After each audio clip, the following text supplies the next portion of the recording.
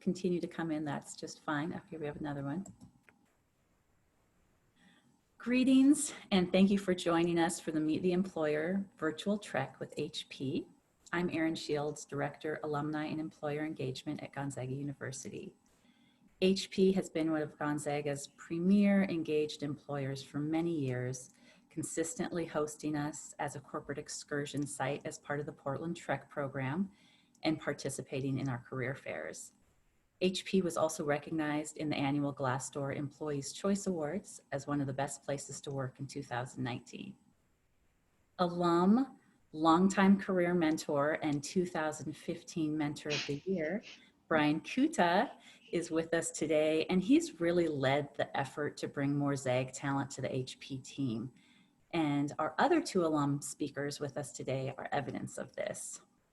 Today we'll hear from Brian Kuta, Gonzaga class of 1986, Global R&D Program Manager, Master.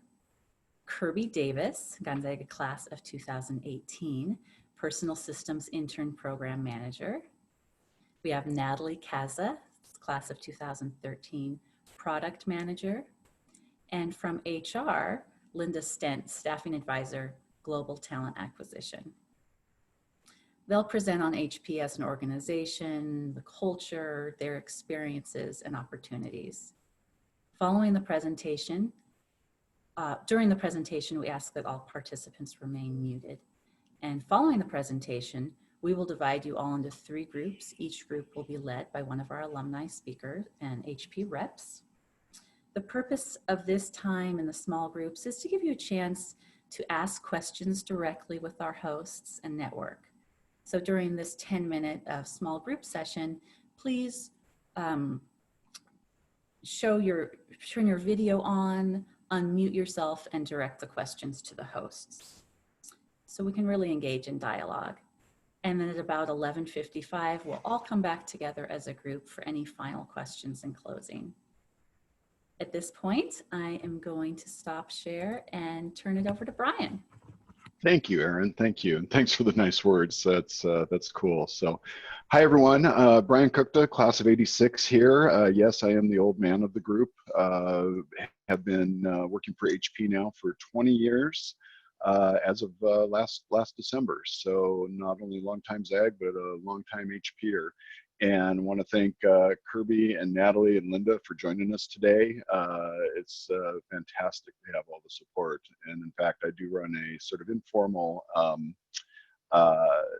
HP Gonzaga alum network on site, and actually just an email chain. So it's been really fun to stay engaged both with the old and new ZAGs as they come into the company. I just want to check and make sure that I'm actually sharing the screen. Is everyone seeing an Explorer HP? Good, okay, got thumbs up. So we're gonna go on through. We have a lot of content today, and we do want to leave time for Q&A, so excuse the glasses. And the only other thing I'm gonna do, because I know it is a little bit busy, is I'm gonna switch to a different virtual background for you guys. But as a proud ZAG, you always gotta show the love. So we'll go that direction.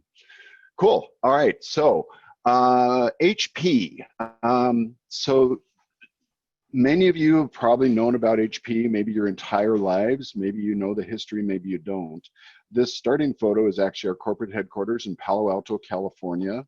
Those of you who are aware of Silicon Valley may not be aware HP is known as the Grand Dam of Silicon Valley. We were the first tech startup in Silicon Valley in 1939. We were started by 2 engineers, Bill Hewlett and Dave Packard. The reason we're HP and not PH is they flipped a coin to decide whose name went first on the name. The original company name was Hewlett Packard Company. There's actually still a Hewlett Packard Company. So through all the years, there's been numerous splits and divestitures. And in our last split, the enterprise group that does servers and storage and sort of business computing got the Hewlett Packard name. And the consumer group, which you'll learn more about today, got the HP Incorporated name. So we are HP Inc. We are separate from Hewlett Packard, but we are very much sister companies.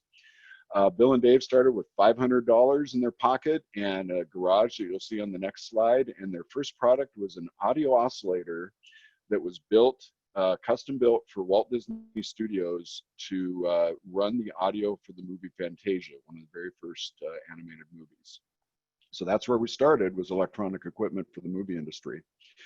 Today, and this in the background is a picture of that very garage. It's a National Historic Site in California. You can actually visit it in Palo Alto, just a few minutes from Stanford's campus. Today, we're a $58 billion company. In FY18, I think we were similar, maybe slightly down from that in 19, which puts us very solidly in the Fortune 100, and that's all after all the business splits. In fact, that last business split, we took a Fortune 50 company and made 2 Fortune 100 companies out of it. We operate in 170 countries, and on our consumer side that we're talking about today, HP Incorporated, we are the #1 printer company in the world. We just regained that title after briefly losing it for 1 quarter, and we are 1 or 2 in the PCs, depending on the given quarter. And we ship approximately 1 printer and 1 PC a second. Now, probably down a little bit with COVID, but that's sort of our history. There's some other factoids here that you guys will hear more about as we move on, so we'll let that go for a sec. So as I said, we started as a true startup under Bill and Dave. We try and maintain that DNA today. So even though we are in the top 100 of companies in the US, we spend a lot of time internally talking about how do we not get caught in what's known as the innovator's dilemma. For any of you guys who have done lean startup work, that's the problem where a big company loses their ability to be nimble and quick with new products. We've been very successful for almost 80 years now, 70 years, if I can do my math. And one of the things we've done as a company is we actually have a process called HP 100 of what it's going to take to get us to 100 years as an innovative company. So we try and maintain that innovation even while we're one of the largest countries in America. We're very much an engineering company, engineering driven. That has both pluses and minuses when you're in consumer electronics. We spend a lot of time working to make sure that we are also adequately consumer driven. But our vision is to create technology for the consumer that makes life better for everyone. And we do that with our engineering and expertise. And then you can see our brand is to keep reinventing. So, which has been relatively stable now from a branding standpoint for about a decade. So with that, I'm going to turn it over to Natalie to talk about some specifics around our sustainability initiatives. Awesome. Thanks, Brian. So after graduating from Gonzaga about 7 years ago, one of the most important things for me to see in an employer was that it shared my values. And just like at Gonzaga, I think that HP, we really believe that we're stewards for the world and to make it a better place. We imagine the future we want to see, and then we go and make it happen. So at HP, we're constantly on a journey of reinventing. At our heart is innovation and reinventing.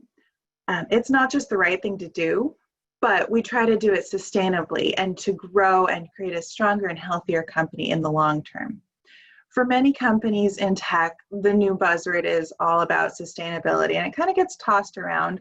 But for us, it's truly in our heritage, and it's deeply rooted in our company culture.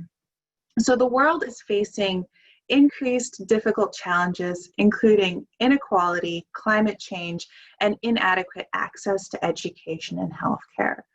To overcome these challenges, we have to raise the bar. We have to challenge ourselves and reinvent industry standards for sustainable impact that drives long-lasting improvements for our people, our planet, and our communities.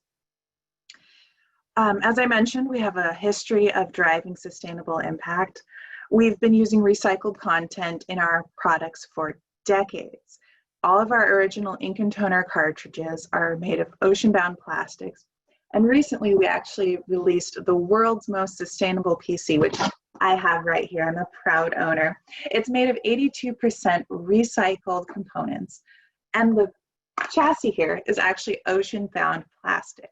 So we really take this buzzword, but we breathe it. We live and breathe at sustainability and doing the right thing.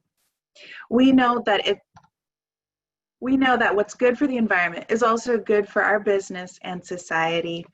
We're trying to grow our business, but not our footprint. Also, when it comes to our people, we know that innovation comes from diverse and empowered teams. We champion dignity, respect, empowerment for all the people with whom we work. Within our community, we know that technology can connect us to a world of opportunity. We are working to catalyze positive changes in communities where we work, live, and do business. So let's stay on this slide for a second. We're tackling ocean-bound plastics. So this is a program that HP sourced in Haiti to essentially snag ocean-bound plastics out of rivers and streams. This metric is a little outdated. As of October 2018, we'd sourced more than 550,000 pounds. So that's equivalent to 250 tons, or roughly 12 million recycled water bottles from streams that would have otherwise ended up in the ocean. We also aim to improve the lives of children and our workers who are out there collecting recycled materials by offering them education opportunities, including scholarships, as well as access to medical and healthcare and safety trainings. Since 2017, all of our original HP ink cartridges are made with plastic water bottles, as well as in 2020 when we launched the world's most sustainable PC. By opening these new market opportunities, we generate our steady revenue stream and partner to improve conditions of our workers. HP is helping to create these sustainable jobs and bring opportunity and dignity to these communities.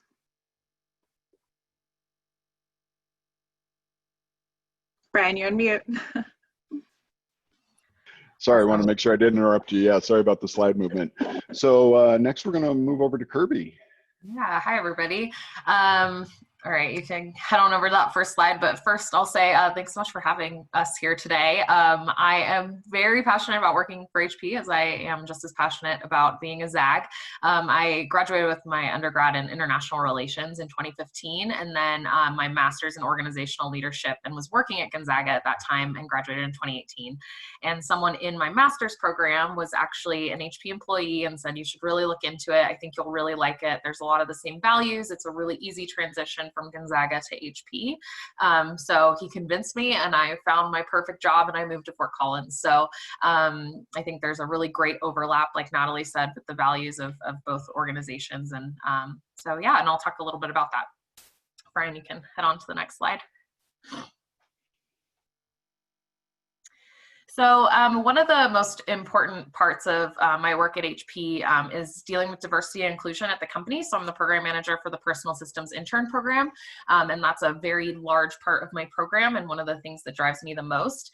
So HP has had a very good response throughout this time as far as the pandemic and then everything going on in the United States. So I've just been really proud to be a part of this company and just protecting our workers and empowering them across our value chain. So we have employees all over the world, and just being able to meet those people and work with them every day, and the diversity I get to experience is what I love most. Head on to the next slide. So there's a lot of numbers here. Don't get overwhelmed. A lot of different things written up here.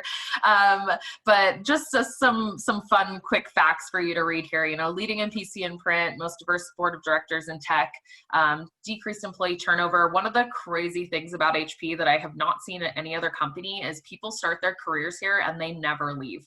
And I mean that in the best way possible, even for someone, you know, my age, in that millennial generation, and even Gen Z. I think that the tides are turning and students are looking for jobs where they can grow and they can have different roles and not just hop from company to company. And I think at HP, this is truly where you can do that. It's really awesome hearing people, you know, who've been at HP 25, 30, 35 years, and just hearing the different places literally around the world that HP has taken them is just really inspiring to me. And there's not one straight path. So you have people who've gone from literally being an engineer to being an HR business partner to being, you know, a product manager. So it's really cool to hear how people are able to reinvent themselves throughout their career at HP. Head on to the next slide. Awesome. And just another slide here just for you to read some fun things. It's always fun when we get these recognitions, you know, from different publications and different groups, and just know that, you know, that's a company that I work for and am able to contribute to these awards that we've been earning. So all around, I think HP is, I like to consider us a humble tech company, because I go to campus and recruit at different universities and they're like, oh, I didn't know HP was doing all these cool things. It's just because we've been cranking it out for so long. So I think that, you know, once people learn about the really innovative things we're doing, it's pretty amazing. So I like talking about it, because we're kind of flying under the radar as far as the PC that Natalie showed you, and people are so proud of the work that they're doing. So it's fun to be able to talk to you and let you know a little bit more about it. All right, back to me. Thanks, Kirby. Yeah, and certainly in my 20-year career, just sort of building on what Kirby was saying, I started at HP. I actually had a career in aerospace for a period of time, and became a reliability engineer there, and then manager. Came to HP in the reliability lab, so basically doing testing and confirming the quality of the printers we were building, and moved from that into program management, which allowed me to sort of see the end-to-end process of developing a printer from the point of, you know, how we're going to market it, how we're going to build it, how we're going to sell it, et cetera. And eventually moved into the master role that Erin mentioned at the beginning, which has allowed me to work at a more portfolio level than an individual product.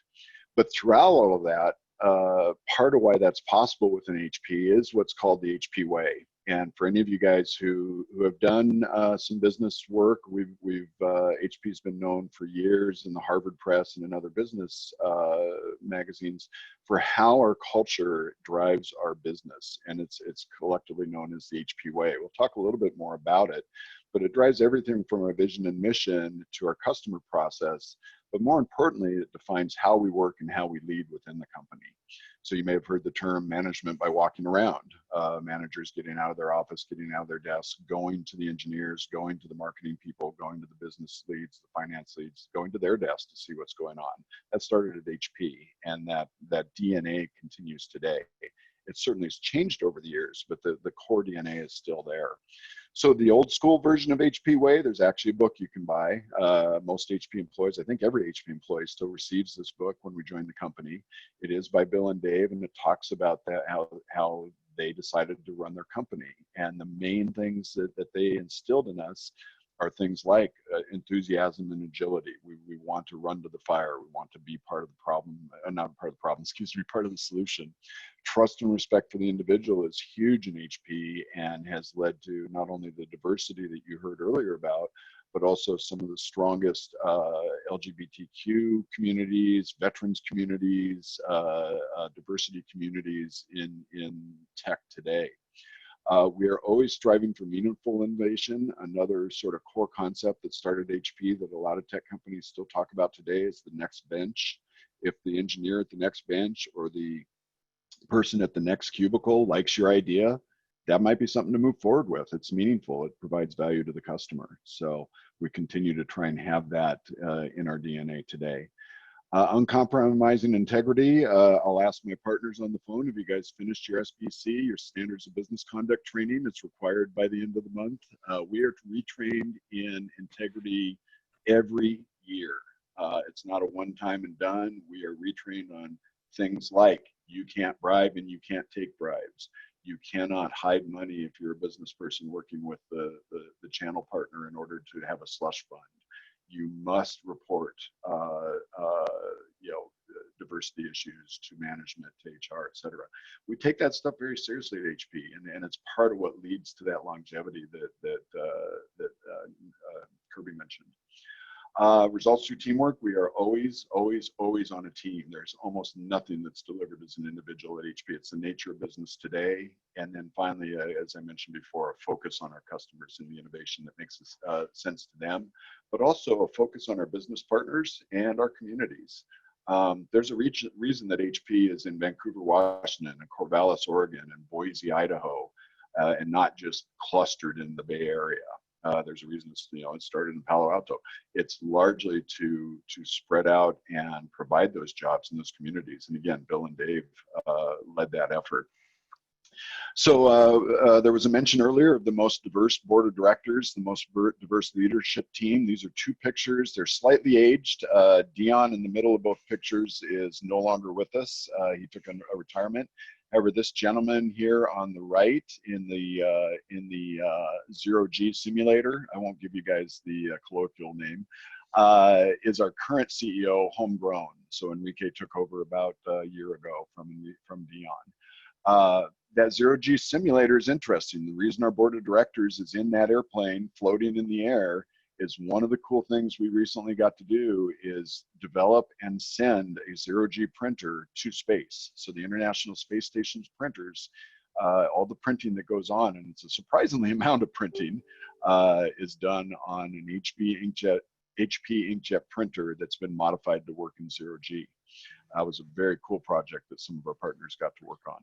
Hey, Brian, I want to interrupt for 2 seconds and Please. just point out that our current CEO, Enrique, he actually started as an intern at HP, and he was able to completely homegrown, start out as an intern, work his way up to the CEO level. So I think it's just amazing how our company fosters that talent and grows from within. Fantastic point. Yeah, and the other interesting point about Enrique is he's our first CEO in the entire company's history that came from the ink division. So the printer divisions, so which we in printer are happy for. So he actually understands what we go through. So let's go back and talk a little more about our business. We've sort of glossed over it a couple of times. So HP Inc. is split into 2 primary divisions, the print division and the personal systems division. It happens you have a ZAG from each side. I'll talk a little bit, well, you have 2 ZAGs from print and 1 from personal systems. So I'll talk a little bit about printing. And then the services and solutions sort of cross both. So we'll talk mostly about printing and personal systems.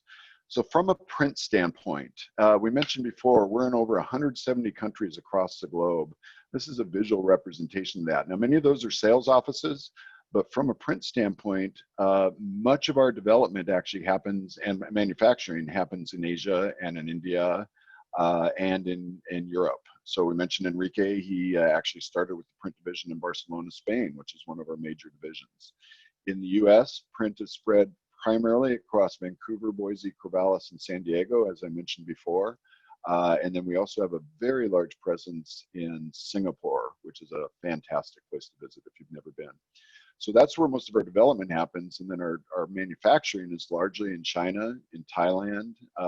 Those are the 2 main ones. We also have some in Malaysia. So we're truly worldwide. And to the point that was made earlier, I personally have been to, I believe, almost a dozen countries on behalf of HP over my career. So the opportunity worldwide is pretty incredible. What about innovation? How is print split up? So within print, we have essentially 4 main divisions. We have the home division, which is where I come from. Those are your DeskJet printers, your PhotoSmart printers. Those are the things you're going to buy at Staples, at Office Depot, and take home and print with. If you're a high user, you may actually buy the OfficeJet printers, both laser and ink printers, because we do have both. But those are also primarily for your small office, home office.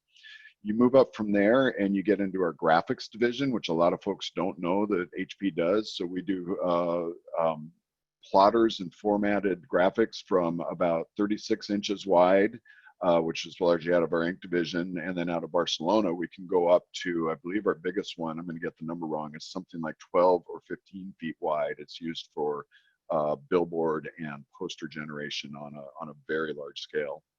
And then finally, most recently, we've entered the 3D print market, not in the way that everyone expected. We were asked for years, is HP going to have a 3D printer? And everyone who asked it sort of thought, can I get a printer in my garage, a 3D printer from HP in my garage? We chose a different path. What we went after is the small manufacturing printer. So our printers are essentially prototype and low volume manufacturing 3D printers. They are approximately the size of a half a Volkswagen, if you will, a half a Volkswagen Beetle. But their intent is not just to make onesies at your desk, which is certainly still possible, but to do low volume prototype manufacturing in a business to business environment. So that's largely the print divisions. What have we invented? So probably the biggest thing that folks don't really realize, an inkjet printer especially, and to a certain extent a laserjet printer, is the most complex electromechanical device in consumer electronics. You think about a PC, it's all electrons moving around with maybe a hinged lid. A printer has to sling a mass of ink that's ever changing because the ink's getting squirted out back and forth with incredible precision for the life of the product. So we actually combine mechanical engineering, electrical engineering, and fluidic engineering to manage all those droplets that are going down on the paper in just an incredible way. And that core technology, that core competency, we're actually expanding, especially in these days of COVID. We're moving into biomed to see how we could be useful in that space with those same core competencies. The other thing people don't really think about from innovation is our scale. So we mentioned the 1 printer per second, 1 PC per second. That leads to a supply chain and manufacturing capability that's pretty much unequaled around the world in consumer electronics. And when you get to the low-cost printers, where my life has been, it means you're trying to do that with not only the lowest cost materials that will be reliable, but the lowest cost processes and transportation that you can do it. We also have made great strides in things like MEMS, microelectronic machining, in direct mail and transactional printing, and of course the 3D area, which we're continuing right now to work with plastics, but we do have plans, announced plans, to actually be able to 3D print and sinter metals. So just a few of the areas that the ink divisions, the print divisions have innovated in the history of HP.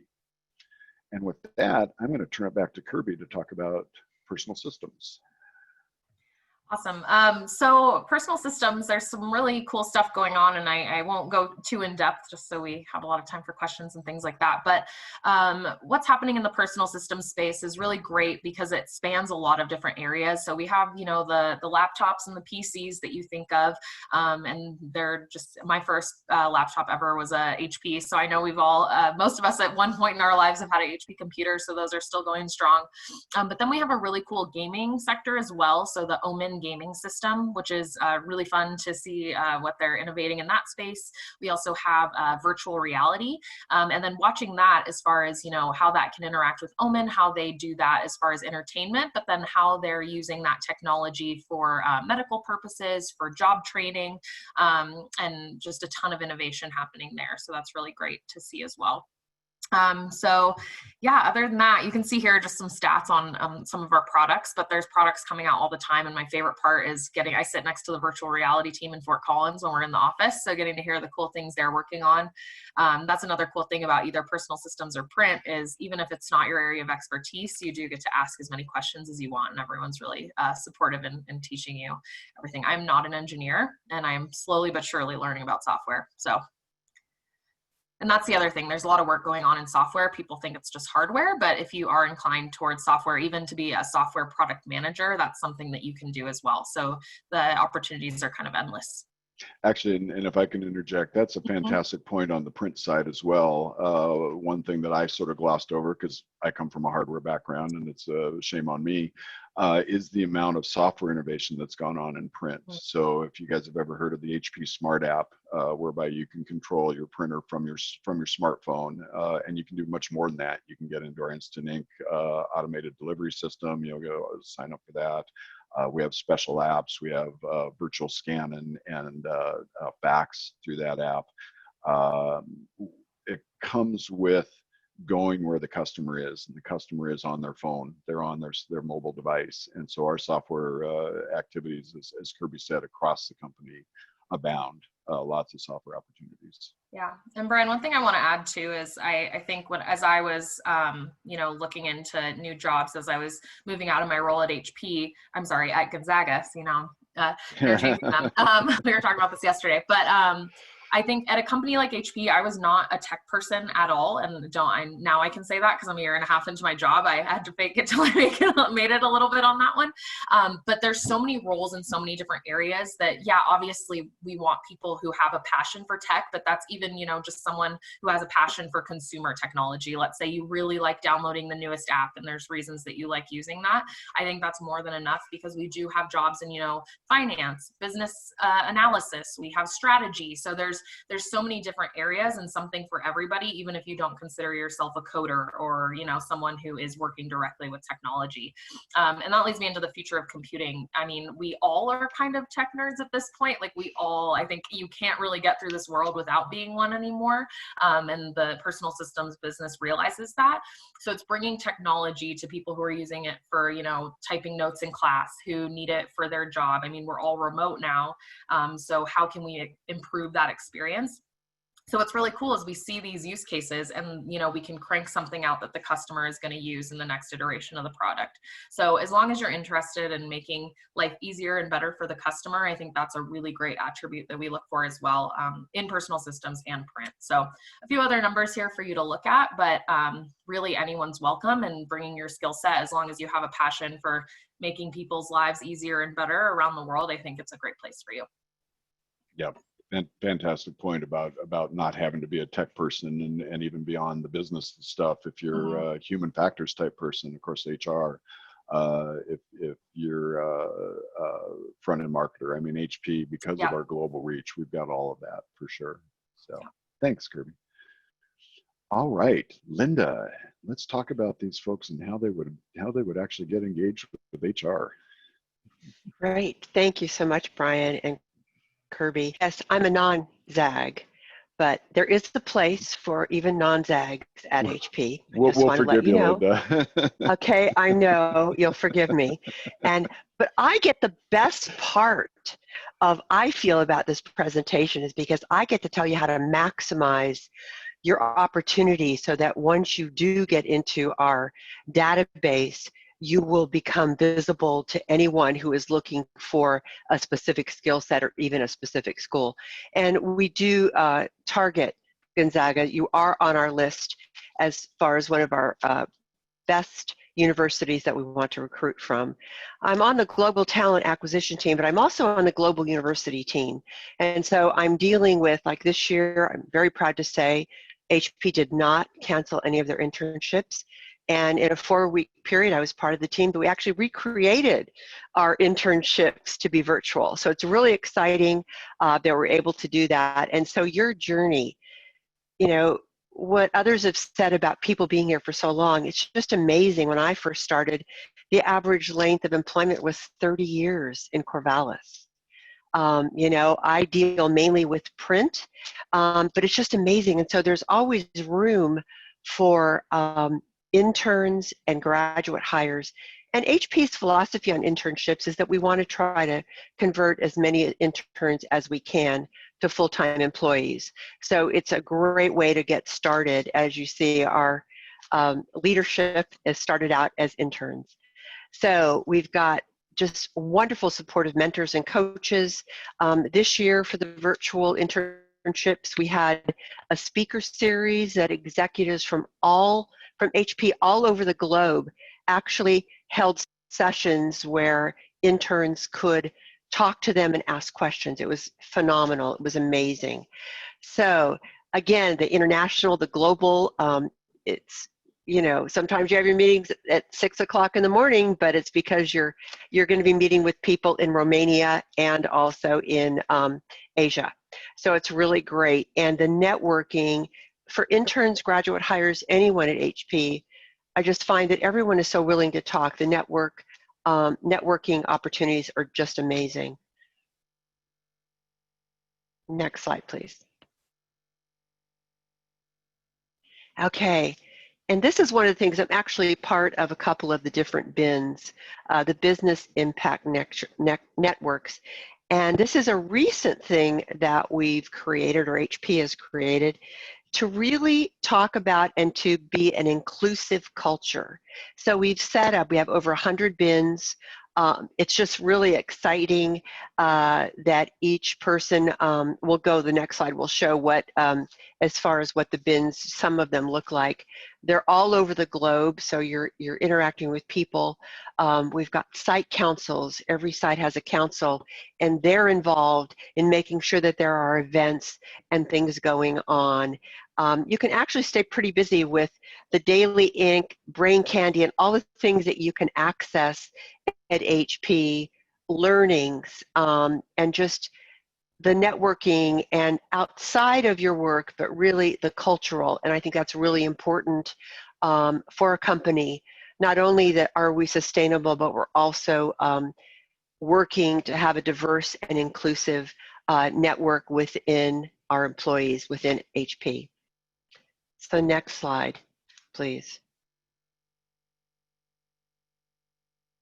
Sorry, Linda, I was trying to say something and I was on mute again. Just to build on the recognition Okay, piece. go ahead. Yeah, sorry about that. Sure. That piece on the right is sort of cool because it's a way for us as employees to recognize fellow employees, either inside or outside our own group. And ultimately, the points you gain there turn into real rewards, real money. So you're just going back to that culture piece of, we want to respect and recognize the people who help us on the day-to-day basis. Thank you for mentioning that, Brian. I'd also like to mention that a couple of years ago, I was talking to some high school interns, and a couple of them actually had patents. It was just amazing. They were given such meaningful work that a couple of them even changed some of the processes at HP. So we do take our internships. You can tell it's really close to my heart, but we really take our interns and our internships they're very important to HP. So just want to mention a couple of the BINs, or Business Impact Networks. We have Young Employee Impact Network. I know the one in Houston, there's over 100 members, and so able to meet and have events and really to engage people who are just starting out their career. We have the Multicultural Impact Network, and that's really exciting because, diversity is very key for HP in our recruiting, but it's great to recruit diverse employees, but we also want to build a culture to where they feel that they are included and to actually generate and give something to be done so that everyone in the organization knows about their diversity. So we do the Multicultural Impact Network. The Women's Impact Network is fantastic. They're all fantastic. It's a way for women inside HP to actually make that connection, and it's really important for networking.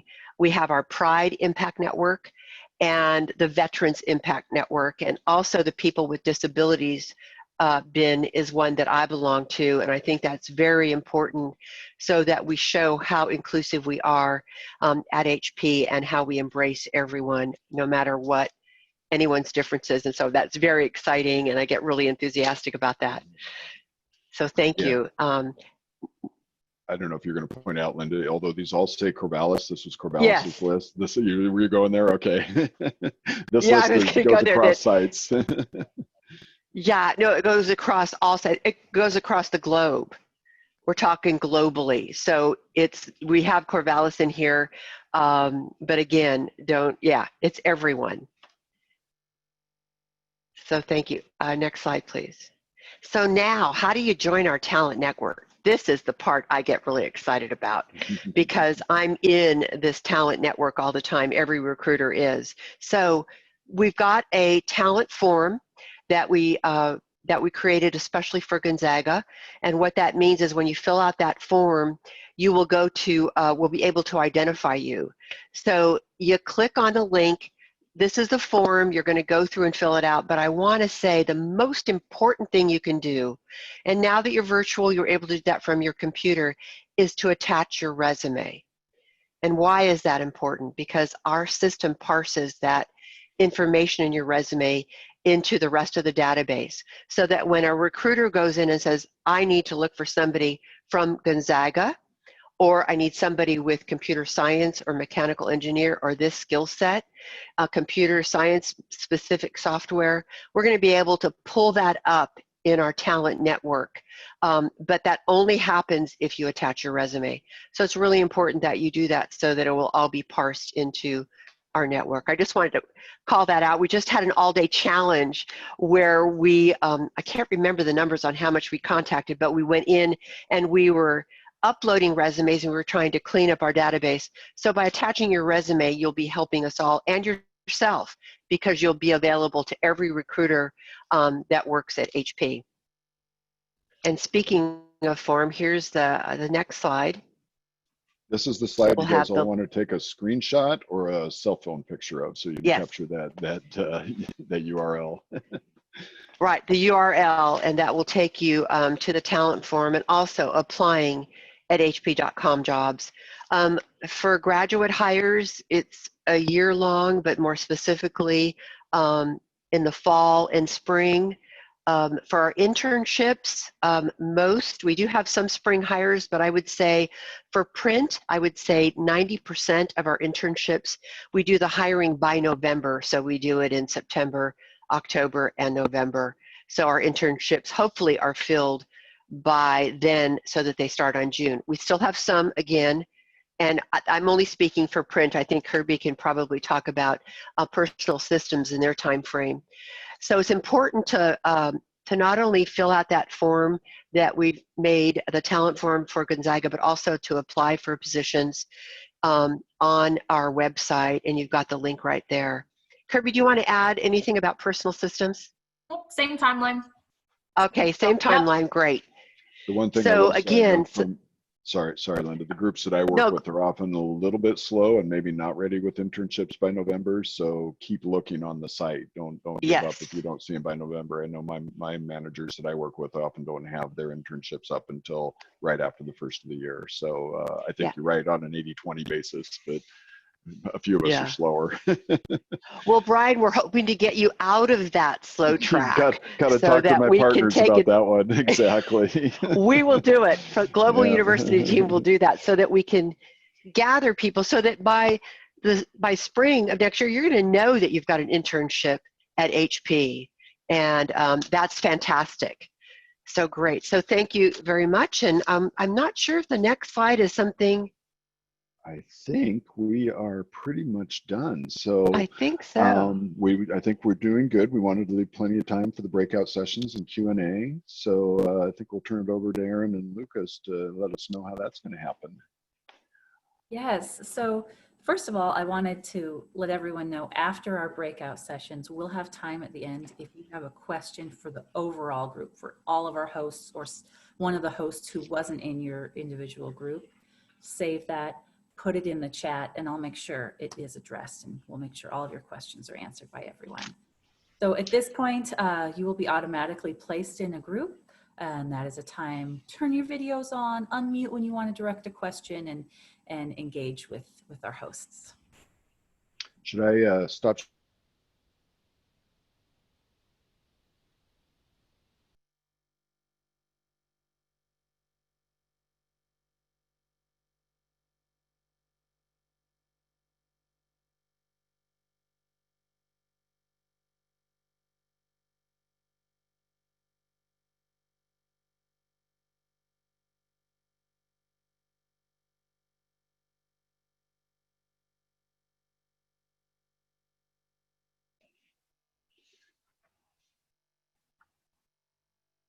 We have some more faces on camera. Good.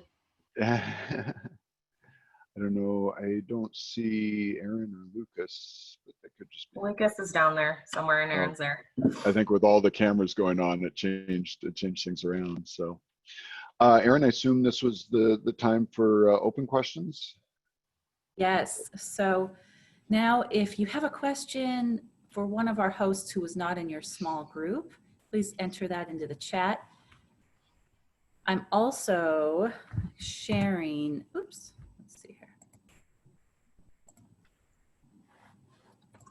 And while you're doing that, if Linda, I had one that I was going to point to Linda, but she might be able to answer on behalf. Linda, on our internships, do we entertain international students in the internships? I know we do on a permanent hire basis, but I wasn't aware of whether we do or not for internships.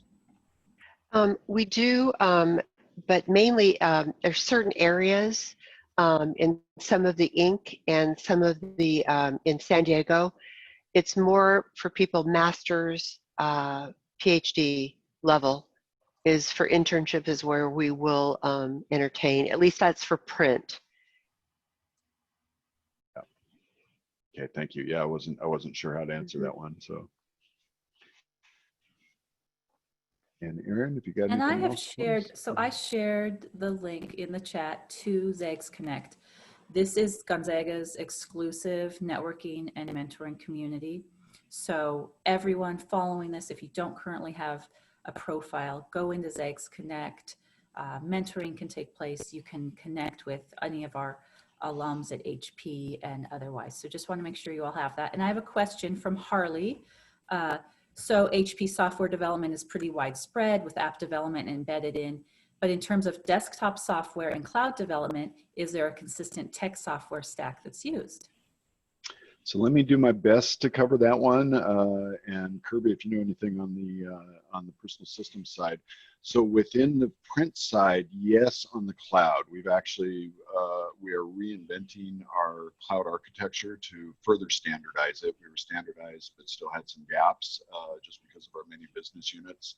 So we are further doing that. And part of that effort is crossing over to the personal systems to make sure we have a standard cloud architecture with our personal systems partners. I don't know if they have other activities going on. And then let's say app development and yeah, tech software stack. So yes, and it's homegrown. We're not we're using a lot of Linux kernels and a lot of public domain type stuff, but the overall architecture is definitely homegrown. So hopefully I covered that for you. Great. I have another question from Alec Wilson. He is going into senior year of electrical engineering. Woo, double E! And he's wondering what stands out in most recent graduate applications. Yeah, I can take, I interview electrical engineers, and Linda, I'm not sure if you do too, but I look for a few things. I mean, we all know you're interns, so you're not generally going to have experience before that. If you do, that's great. I like to look out for class projects and the leadership that you've had in those class projects. Even if it's a smaller one, that's fine, add it on there. And just as I want to get across, the passion that you have for the topic. So, why do you like electrical engineering and what do you hope to create with that? So as long as you can get that across in a resume, I know it's kind of hard, but any, personality you can get through in that. Soft skills as well. I know engineers are sometimes told not to put soft skills on resumes, but I love to see those because it helps us understand what team you would be a good fit for. I would agree with Kirby. Your soft skills, your accomplishments. By your accomplishments, you can show your enthusiasm on your resume, but I look for, I don't do that much in double E, but I do ME and chemical. And so, but looking for projects that you've done, and you can show your enthusiasm through your resume, and just leadership skills, that's very important. Any mentoring you've done, that's also important. Any classes that you've taught or any projects like that where you've led is something that we're looking for. Yeah, and Linda, I know we're at time here, and but I just want to add in, as someone who graduated from Gonzaga, we're involved in a lot of things, and it doesn't seem like a big deal because everyone is involved in a lot of things. So you just forget that you've done all these incredible things that a lot of people don't have on their resume. So it took me literally talking to like my mom, my roommates, being like, hey, is there anything you can think of that stood out to you that I participated in? And then putting that on my resume, because I know that this is the same for a lot of students. You just don't realize the impact that you've had on the Gonzaga community or things that you've done at work already. So definitely have conversations with people around you to remind you what you've done. Yeah, that's a fantastic point. And I was going to say something similar. That leadership skill that was talked about, that doesn't have to be in your double E project. That could be a scout project. That could be a leadership in a search or a pilgrimage or a club on campus. Don't forget the non-technical stuff, even if you're a technical guy coming in. Because in all honesty, Zags tend to have more of that than some of the students we see from other universities. So. That's great. Kind of leads into the last. I just want to answer. I'm sorry. I just want to answer. Said corporate. We do have, in the past 2 years. Of course, we do offer housing for internships on our sites. This year, of course, we didn't use it because of COVID. But yes, we do offer it for our internships. The interns are also, at least on Vancouver site, hooked up with our Young Employees Network to provide some social activities outside of work. So you're not hanging out alone, you're hanging out with your other interns and the other Yeah. Young HP employees, you don't get to see old farts like me, but yeah, and that's not true. We actually have some of the more, I mentored the young employees 1 year at Vancouver, so it's not limited just to the first, second, third year employees. So I was just looking at Yushin's question about better for everyone everywhere and just the time we have left, or I guess we're over time, but HP is very known for reaching out to the wider community. So the amount of engagement we have, both formally and informally. So the example I wanted to use informally is we have a number of holiday events around the Vancouver Camas area. And they often want to do Santa photos. And I happen to coordinate that effort with the community to make sure that we're providing printers, ink, and paper for those volunteer Santa photos event. We don't do it for people who are making money, but we'd be happy to come and dozens of that kind of thing. We're right in the middle of our HP Days of Caring, where the employees are encouraged to go out and work in the community at the food bank, or one of the big ones in the Northwest here is clearing ivy from forests, believe it or not, which is an invasive. So yes, absolutely, HP reaches out to the broader community on a regular basis. It's one of the best things about it.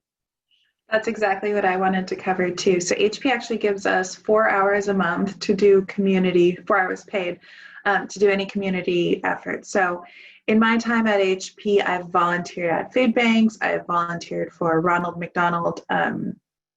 They have a charity houses, I guess. So we cook meals for the families who are away from their home to care for their children who are in hospitals. And I've also volunteered for the Washington Trails Association, which is awesome because I got to spend a day like playing in the mud, clearing ivy, just to build these beautiful trails out in the Vancouver area. So HP is super engaged. Brian mentioned earlier that we are in our HP, I think 40 Days of Doing Good is what it's called. And normally we would have more opportunities to be engaged in our communities. And there's all sorts of activities. It can be food banks, trails, clearing ivy, picking up litter, all sorts of things, which I think Gonzaga does an awesome job. Make sure you're putting that volunteer experience on your resume because that absolutely resonates with HP. Wow, such a great fit for our students and alumni in so many ways. Thank you. Yeah. Thank you all for your insight, Brian, Kirby, Linda, Natalie. This was a great session. I'm sure they would be happy for any follow-up questions via email. Send them to me that you all participants have. And participants, keep an eye out for our future virtual Trek Meet the Employer sessions that we have coming up throughout the summer. Thank you all. Thanks for the invite, Erin. Love to do it. Of course. Have a good day, everybody. Thank you. Go Zags. Take care, everyone.